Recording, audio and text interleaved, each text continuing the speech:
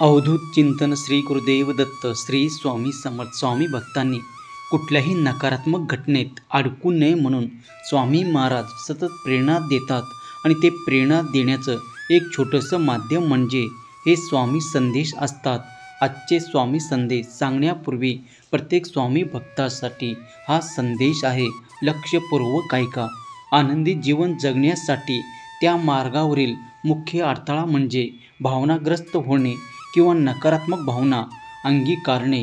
आजकाल आपण बघतो की तरुण लोकांना चिंता, नैराश्य आणि उदासीनता खूप सतावते. कधी आपण एखादी मोठी संधी गमावल्यामुळे किंवा कधी पराभूत झाल्याने असे वाटणे साहजिकच आहे. जे कामात अपयशी ठरतात त्याच्या बाबतीत हे अवधूतसिंह नजरेत येते पण अत्यंत यशस्वी आहेत त्याच्या बाबतीत सुद्धा आहे. घडू शकते की नकारात्मक घंटा कधी आपल्या कारकिर्दीत आपल्या कामाच्या ठिकाणी ऐकून येते तर कधी आपल्या कुटुंबात किंवा आपल्या प्रेम जीवनात ऐकू येते. अशा वेळेला थोडे परिस्थितीतून दूर जाऊन थोडा अलिप्तपणे विचार केला की नव्याने त्या परिस्थितीकडे बघण्यास, आपलं नवीन ध्येय निश्चित करण्यास आणि ते ध्येय योग्य आहे की नाही हे ठरवण्यास मदत होईल. म्हणून अलिप्तपणे आणि धोरणात्मक विचारसरणीमुळे आपल्याला योग्य काय आणि अयोग्य काय हे समजायला मदत होईल. ते शहाणपण आहे. मित्रांनो, अलिप्तपण शिकवणे खूप अवघड आहे पण तरीही जीवनातील चढ उतार अलिप्त राहणे आणि शांत राहणे हे फार गरजेचं आहे. अन्यथा उलथापालथ झाल्याशिवाय राहणार नाही. तसं बघायला गेलं तर आपण आता एक जागतिक खेड्यात राहत आहोत जिथे वेगवेगळ्या ठिकाणाहून लोक येतात आणि कामाचे वास्तव्य करतात. कुठल्याही शहरी भागात काही लोक तिथले रहिवासी असतात आणि काही दुसरीकडून आलेले असतात. त्यामुळे कल्पनाची देणं घेवाण होते आणि संस्कृतीचे मिश्रण नेहमीच आढळते. पण त्यामुळे सर्व प्रकारचे संग्राम आपण वाढतात. कुठल्या परिस्थितीत योग्य आणि कुठल्या अयोग्य या गोंधळातून मार्ग काढण्यासाठी मूल्यावर आधारित, तत्वावर आधारित परिस्थिती निर्माण करून जिथे सार्वत्रिक मूल्यावर सहमती देते, जिथे जीवनाचा सूर उपयोगी ठरतो, गवसतो. आपल्या बोलण्यामध्ये आणि कृतीमध्ये जेव्हा सामर्थ्य असते, त्याचबरोबर सकारात्मक भावनाचा वापर आणि नकारात्मक भावनाचा अभाव असतो, तेव्हा मनाची शांती आणि आनंदाची स्थिती निर्माण होते. आपण जितके अधिक त्या प्रकारे राहण्याचा प्रयत्न करतो तितक्या जास्त प्रमाणात आनंद घेत असतो. सिद्धांत इच्छापूर्तीच्या कल्पनेपेक्षा भिन्न आहे. आनंदी होण्यासाठी संपत्ती, आरोग्य, सौंदर्य आणि मजेची उद्दिष्ट पूर्ण केल्याने आपल्याला थोडाफार क्षणिक आनंद होईल आणि एक विशिष्ट वयात ते महत्त्वाचे सुद्धा आहे. पण दीर्घकाळापर्यंत तणावरहित व सुखी होण्याचा हा ज्ञानमार्ग नाही.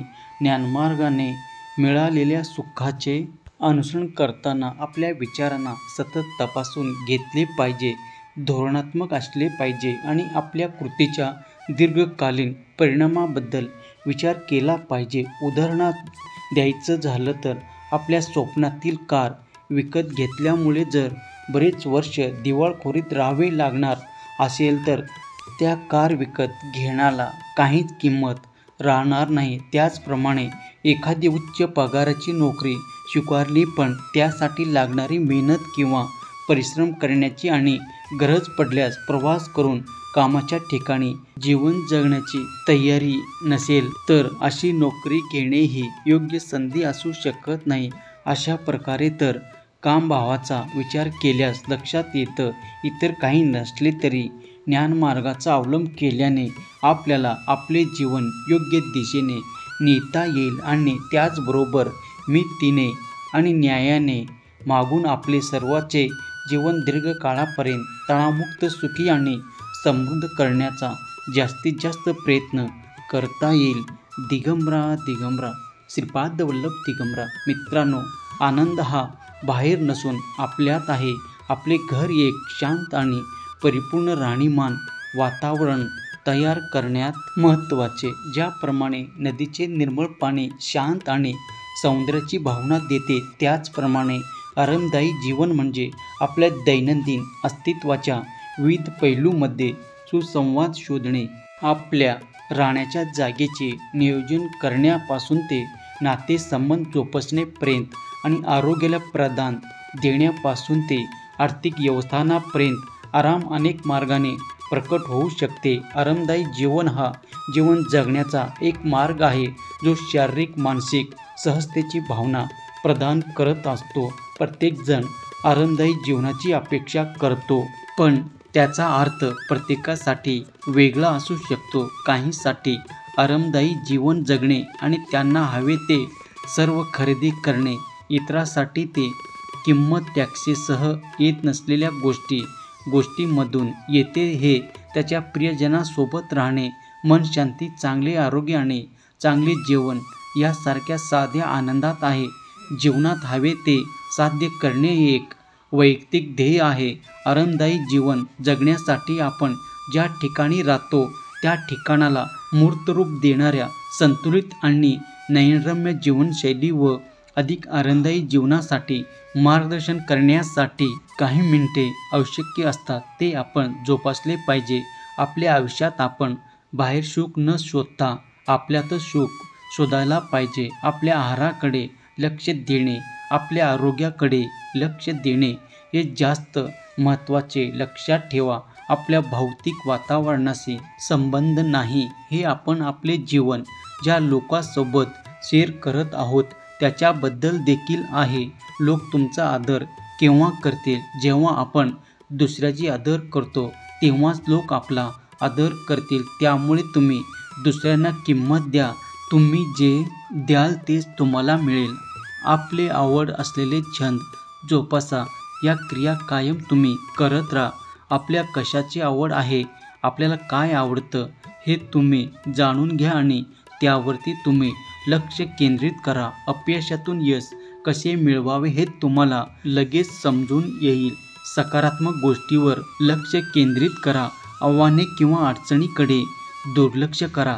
समाधानी जीवन जगण्यासाठी आपण जीवनात यशस्वी व्हावे असे नाही, पण आपल्या आयुष्यात जे काही लागते ते मिळवणे हे सुद्धा आहे.